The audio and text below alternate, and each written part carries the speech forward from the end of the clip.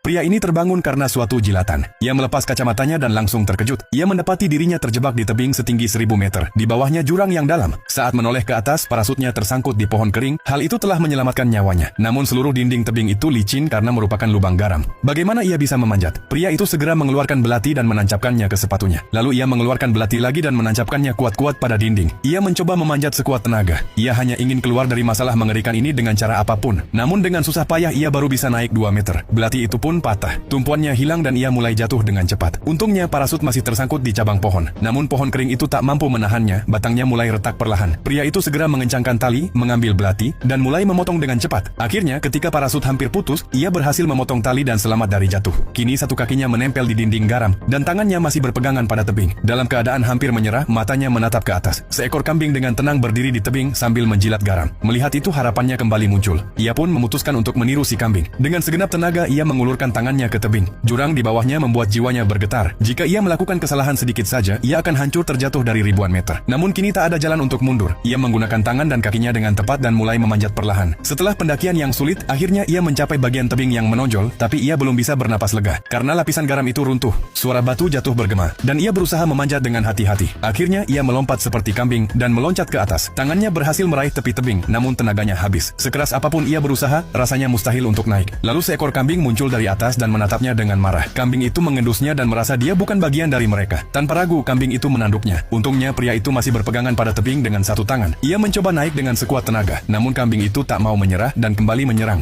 Kali ini, ia meraih tanduknya. Kambing itu panik dan mulai menarik dirinya ke belakang. Dalam tarikan itu, pria itu justru menarik dirinya ke atas dan akhirnya mencapai puncak tebing. Ia berbaring terengah-engah. Perlahan ia mengangkat tangan, meletakkannya di kepala kambing, dan mengelusnya dengan lembut. Ia pun menatapnya dengan penuh rasa syukur.